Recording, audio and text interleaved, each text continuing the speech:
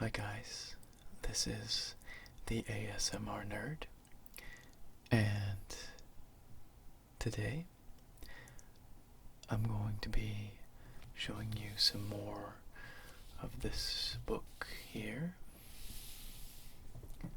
The Art of Skyrim. I did a video a couple of weeks ago with this book, and I personally enjoyed it very much, and if the comments were any indication, a lot of you did too. So I thought it would be fun to do another video of the next section of the book.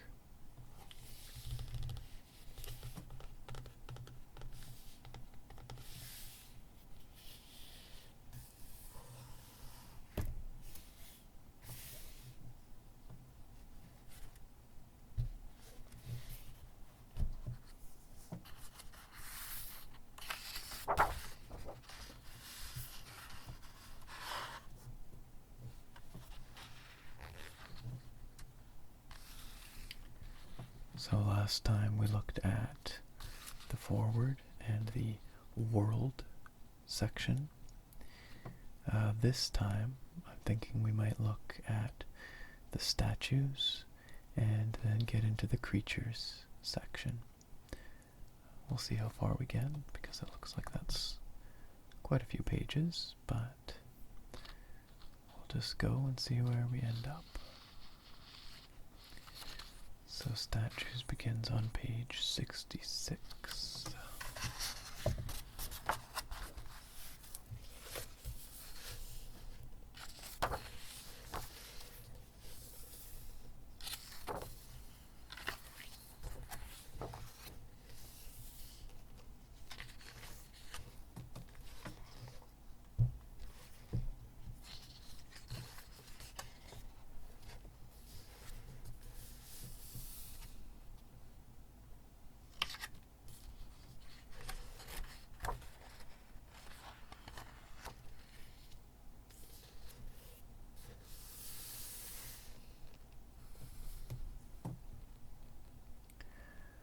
The book reads, "Statues are the main representation of religion in the game. They are divided into two groups, the Daedra, who are the more sinister gods, and the Aedra, who are more benevolent. Statues are an example of the epic reality in Skyrim, due to their scale and dramatic placement in the world." That is certainly the case for the Daedric statues, at the very least. Some of them are quite epic indeed. The statue of Azura comes to mind.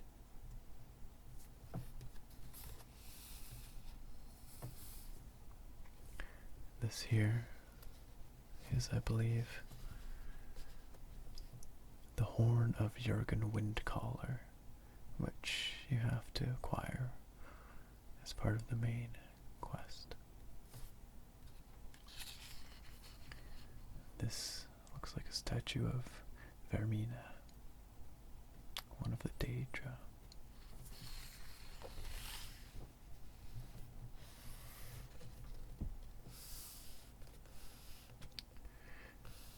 Statue of Clavicus Vile, and you can see him holding the mask of Clavicus Vile. And each of the Daedric statues is associated with a quest line that you complete for that Daedric prince in the game. And Clavicus Vile, of course, has Barbas, his dog companion.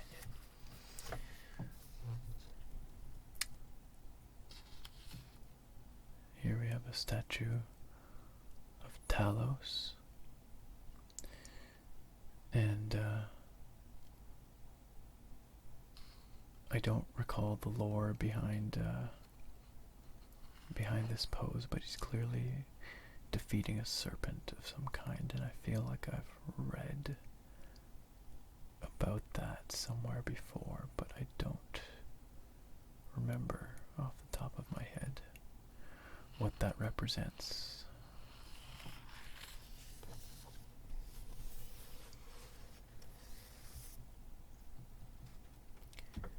And all kinds of shrines, which you can find in various places throughout the world. Sometimes they're at the base of one of the statues of the Aedra.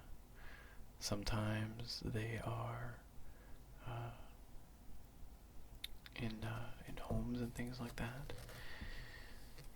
And the design of each actually is reflected in the amulet belonging to each Aedra as well. So if you have a amulet of Archay, it looks like, I just realized you can't really see that. It's a little better. It'll look like that. Shrine of Dibella, Shrine of Mara, Shrine of Talos, Julianos, and Stendar, Shrine of Akatosh, Kinrath, and Zenithar.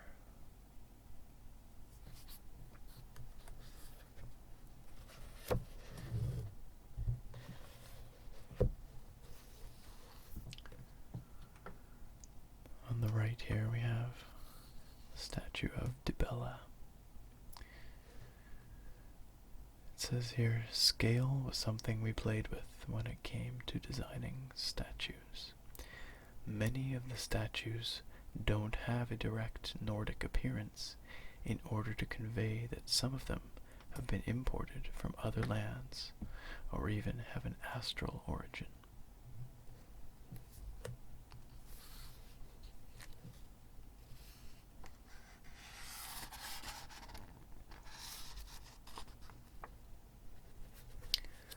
There's the magnificent Shrine of Azura.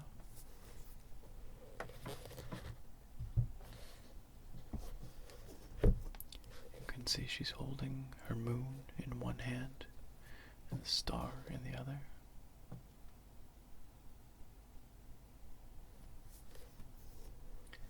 And Azura's star is actually a soul stone that you can acquire. A very powerful soul stone.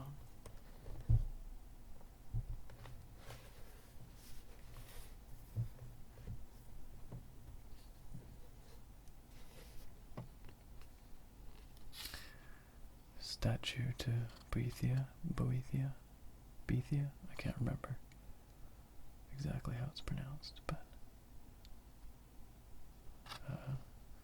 one of the more sinister Daedra.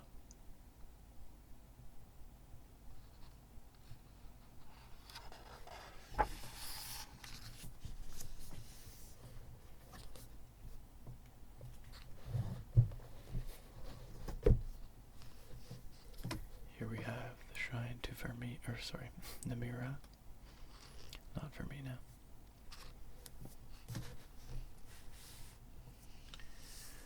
It reads here, there are many sacrificial themes incorporated into the shrines around Skyrim. We tried to tell a story as much as possible, along with inserting clues as to their origins.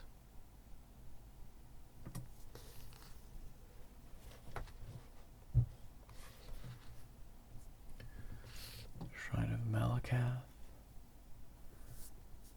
Periite, down at the bottom here of Mara.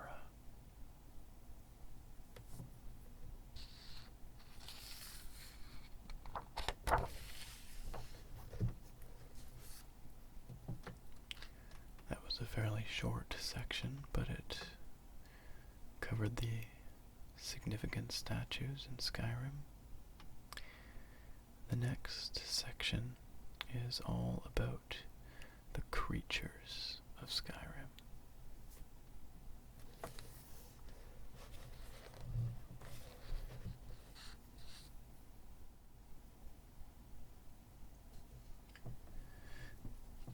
creature depicted here is a wisp mother.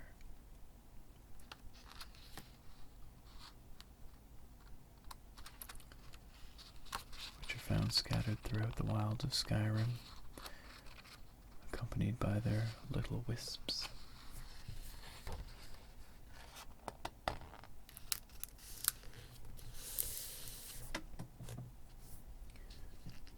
Well, this is a dramatic shot. Dragons, obviously a focal point of Skyrim. It reads, "Dragons are the centerpiece of Skyrim." We went with a wyvern-like design, since that is how they appeared in Redguard. I've never played Redguard, so I wouldn't know, but this time around we gave them a more muted, natural color scheme. This helped fit in with the environment. We have a quote here from one of the designers or artists, perhaps. It says, "I wanted to elaborate on some of the dragon behaviors, and one of the dragon's shout powers I wanted to visualize the most was unrelenting force. It's rare to see dragons do anything but breathe fire in stories, so I jumped at the idea of painting this scene." Unrelenting force is, of course, the famous shout, Fus Roda. Can see someone getting blown over here.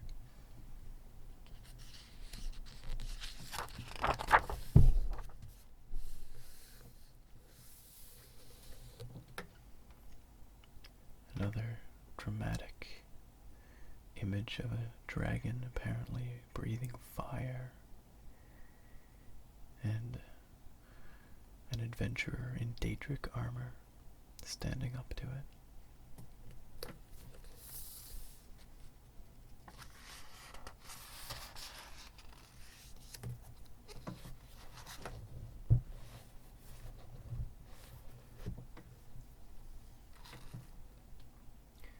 I really love the design of dragons in Skyrim. I think they look awesome in the true sense of the word.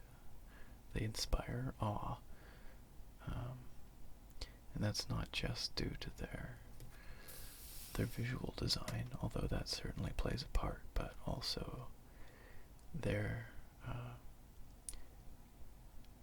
behaviors, I guess, their animations. When I first saw it, it was really impressive.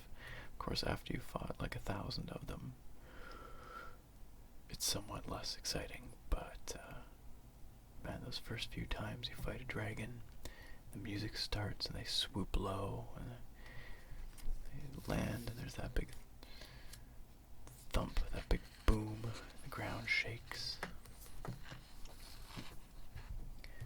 They're pretty intimidating and pretty awesome.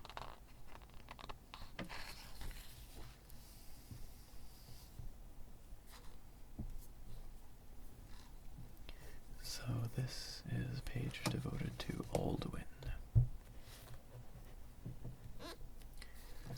I won't get into major spoilers here, just in case some of you haven't played very far into the game, but Alduin is a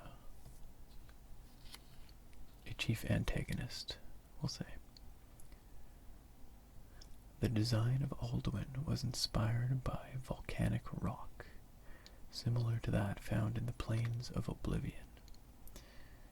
He was given a dark and ominous color scheme and more jagged features to help set him apart from other dragons in the game. That's quite apparent in this artwork here. I always thought he looked a lot like he was sort of covered in a natural Daedric armor.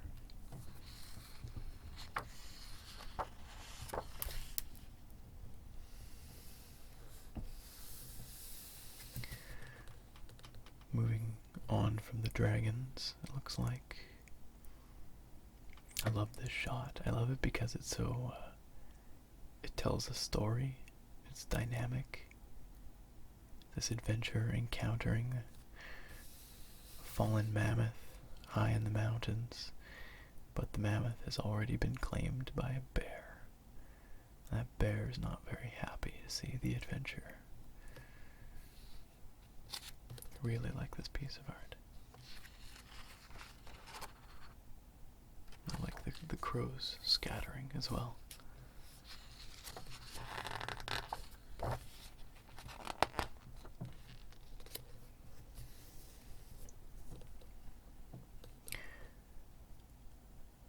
Got a couple pieces of concept art for bears. It says here, the bears are rather straightforward, though initially they were given a little twist by combining some attributes of giant prehistoric ground sloths into their design.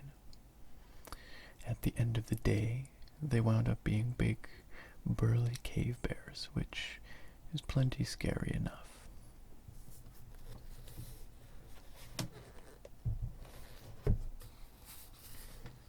Call this one here a knuckle dragger, which I guess is maybe what they were talking about with the cave sloth, or the prehistoric sloth inspiration.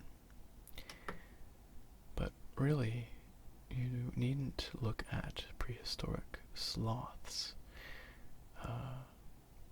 for design cues for monster bears, because there were also prehistoric bears which grew enormous.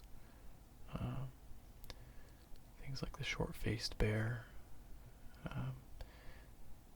standing on their hind legs, would be almost 2 stories tall. That's maybe a slight exaggeration. You can look it up, but they were enormous, and you see some of the skeletons of those Pleistocene creatures, and they are intimidating. It makes you wonder how people ever survived.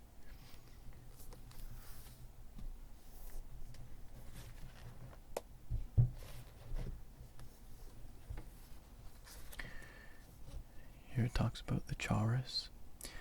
The idea for this creature was to create a subterranean, centipede-like creature that would be a servant to the Falmer. We extended the neck up for more dynamic combat and simplified it to 4 main legs for easier navigation through the environment.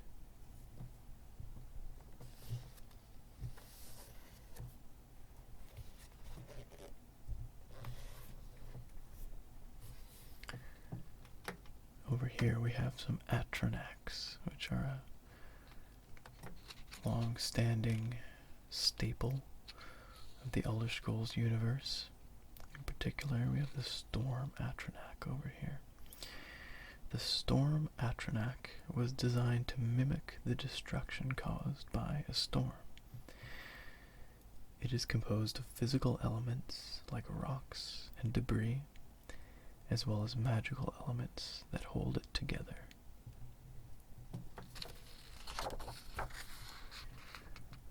The Atronachs are basically the Elder Scrolls version of elementals.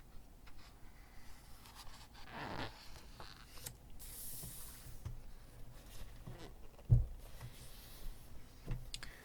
Fire Atronach. All the Atronach designs are very different to illustrate that they each come from different elements. The Fire Atronach is the most unique of the 3 Atronachs. She is based on a feminine form and was designed to be graceful and elegant while causing destruction.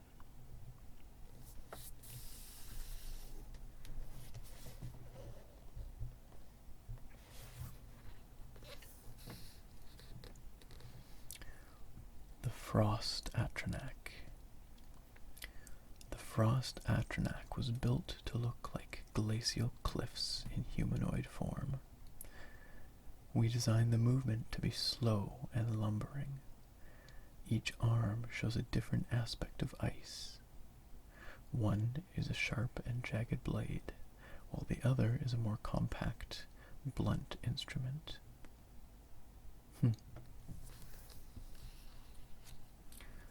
I never actually noticed that before, but you can see it on the model here. Sharp, blunt.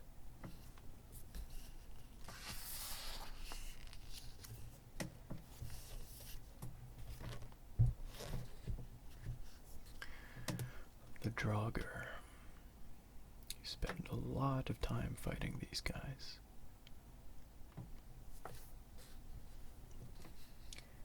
Draugrs are undead warriors who were buried in the ancient Nordic temples to protect them. We wanted to go with the look of mummified humans wearing layers of decrepit armor. We created Draugr-specific hairstyles to hint at their previous existence. This over here looks like a Draugr Death Lord. And this looks like a dragon priest, minus the mask. Very cool design though. I love the dragon scales on the dragon priest.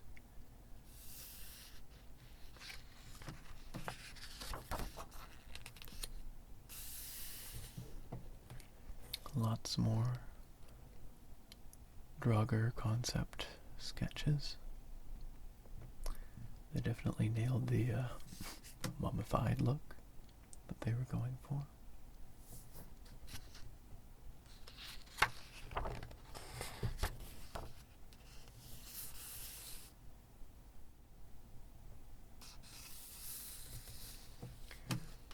And now we arrive at the Dwemer, which are some of the most unique and interesting creature designs, in my opinion.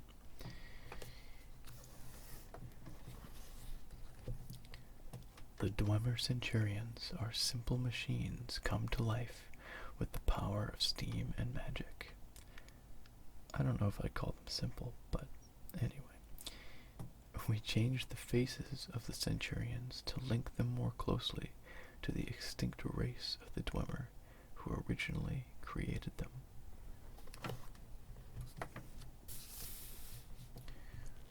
Dwemer constructs did make appearances in previous Elder Scrolls games, but yeah, they did change the look somewhat for Skyrim.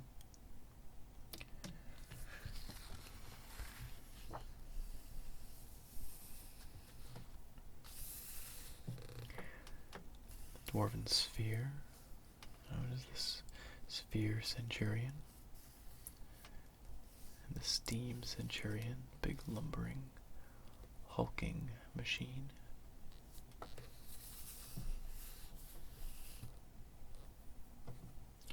And then the little spider Centurions that skitter through the halls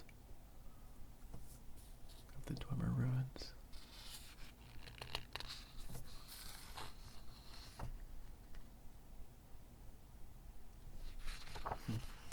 An interesting little note down here in this concept piece. It says measuring device used to make something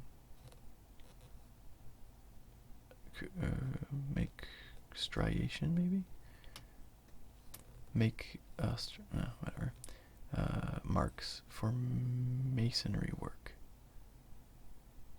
And it says here abandoned hall covered with useless something.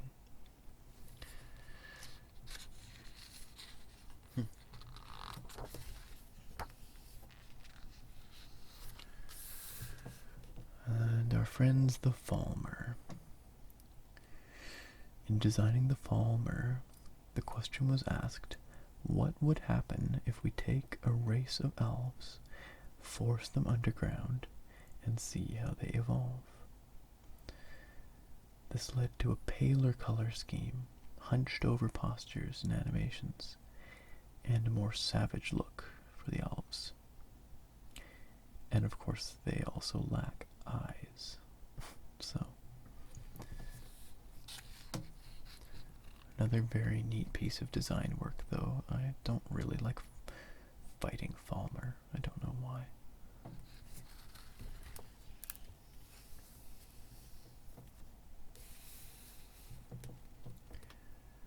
Frostbite spiders.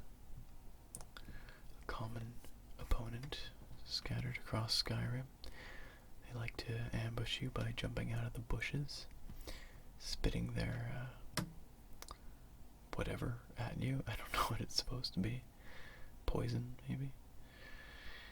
For our spider, we decided to take a different approach and design around a ground-based arachnid in an attempt to give it a sinister feel. Well, they did succeed at that. It is a gross-looking creature. I think they managed to do what they set out to do. And over here we have the Spriggan. For the Spriggan, we thought it important to give her a more otherworldly appearance, almost as if she were an approximation of a human form via a mass of sticks and driftwood held together by magic. We went away from the thick, leafy version of a Spriggan to better fit an Arctic climate. I love how the Spriggans appear to be surrounded by bees. They sound like a swarm of bees. Thought that was a really neat touch.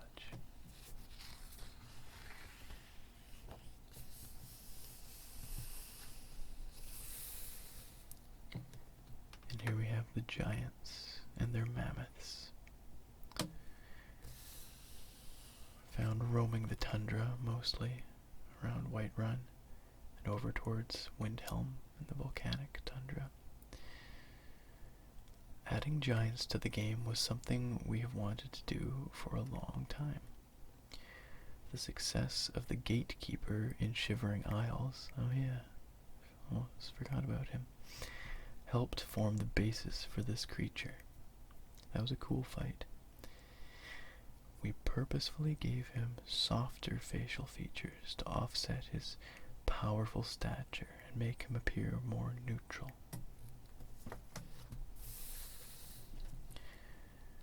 And as you probably know, the giants won't really bother you unless you bother them. If you attack them or their mammoths or just get too close to their camp, they will engage with you, but for the most part they just mind their own business.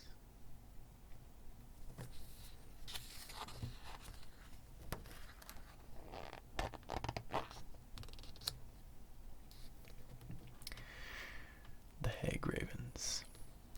Hagravens are gross. The Hagraven were designed to be the antithesis of Spriggans. Where Spriggans protect nature, Hagravens corrupt it to gain power. The look of the Hagraven combines an old crone with a raven to create a grotesque body that has been kept alive through magic.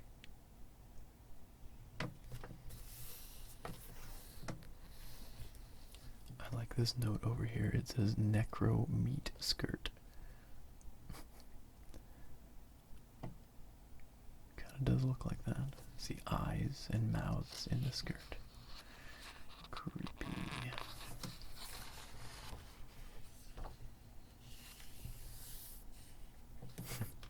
It's a pretty cool piece of art. Frost troll eating something in a cave. Could be a person, hard to tell. He's got a lot of skulls stacked up though. It says here, after several concepts were explored, we went back to the more traditional troll design for Morrowind. This time we increased their size and made them more ferocious.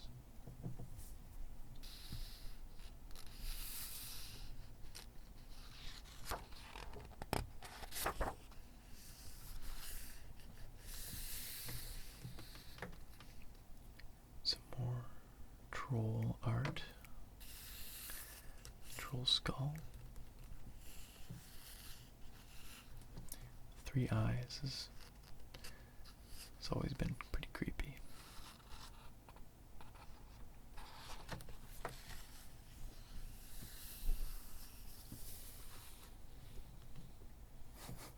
Alright, Horkers. Horkers are great. They're basically the walruses of Skyrim. It says down here, the Horkers in Skyrim more closely resemble a walrus than the seal-like bodies from Solstheim. Yeah, that's true, they did change the design. The truth of it is that Nords call any sea mammal a Horker. That I did not know. I like these, the 3 tusks. I think that's pretty cool. This guy says ARF.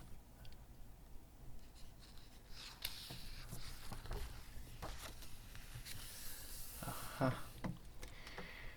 The Wisp Mother, which we began this section with. She's a ghostly apparition. I don't know much more about the Wisp Mothers than that, though. They appear in the forests sometimes. They're pretty neat looking. This one appears to be seducing a soldier.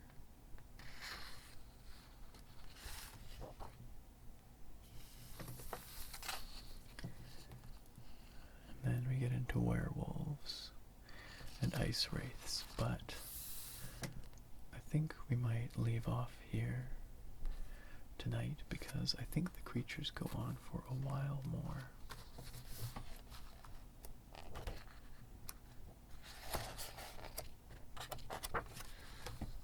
Actually, it's not that much further. Why don't we finish this section?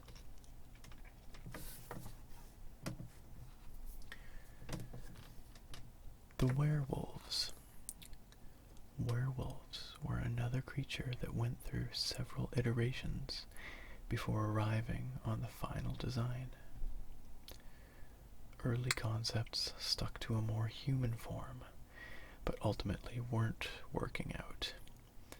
We went with a more bestial form that felt better within the context of the game. I think they look pretty cool in the game. They sort of have a loping stature. I think they did a good job. This is that more humanoid form, it looks like.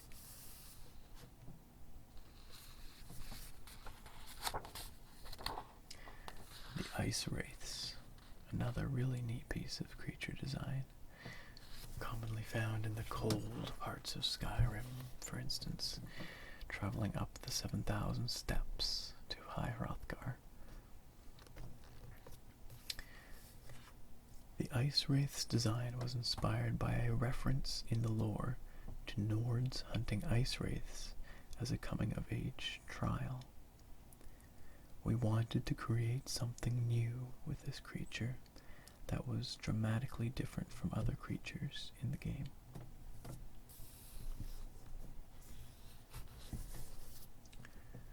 I thought immediately of frozen bear traps in flying serpent form that ethereally and physically freeze your torso with an elemental cold. Kind of like turning the corner in Manhattan during the dead of winter and getting hit with a blast of wind coming up 5th Avenue at 50 miles an hour. I don't have that experience. I don't know. I've never been to New York City. Or really anywhere that's super duper cold for very long.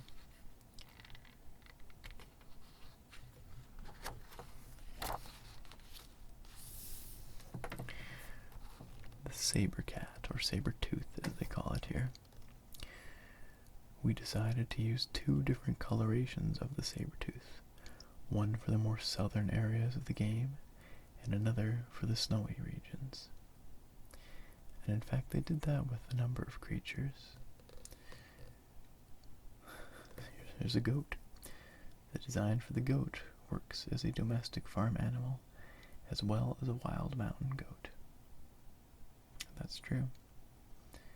It's a fairly bedraggled looking goat, really.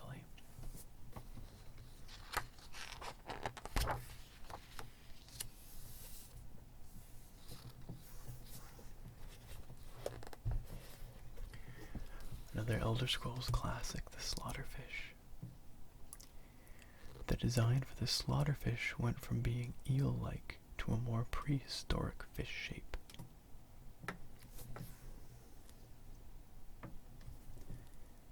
And a skeever. We needed an all-purpose, low-level creature that could go in any area of the game. The skeever became a more ferocious, rat-like creature that fit this role. It says here, skeever spreads rock joint.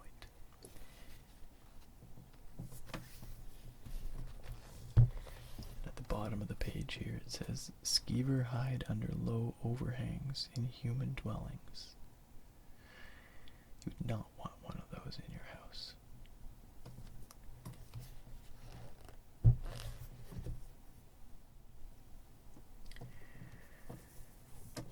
The horse designs were based off Highland ponies mixed with a more muscular Clydesdale.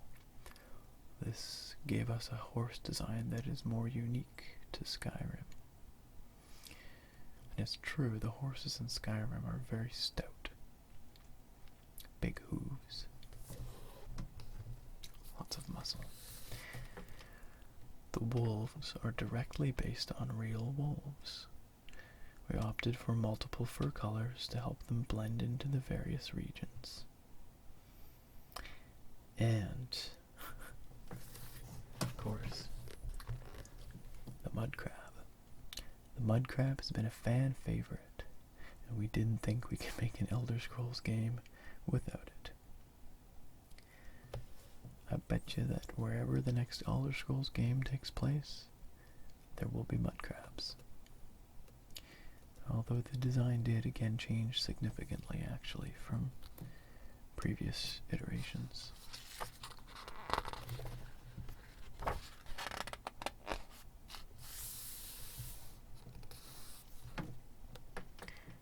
And that is the end of the creatures section of the Art of Skyrim. I'd say we're about halfway through the book, and the next section is on the races of Skyrim, and we'll have to save that for another time because this video is getting pretty lengthy. I expect I will do at least one more video with this book at some point in the future, but maybe two. It's taken us two to get this far, and if we're halfway, it might take two more to finish, but we'll see. That's up to you guys as well. If you would like to see more, of course, please do let me know. And if you're tiring of it, you can let me know too. Well, thank you very much for watching, listening today. I do very much appreciate it, as ever. I hope you found this video relaxing, interesting perhaps, and I look forward to seeing you back here next time. Bye for now.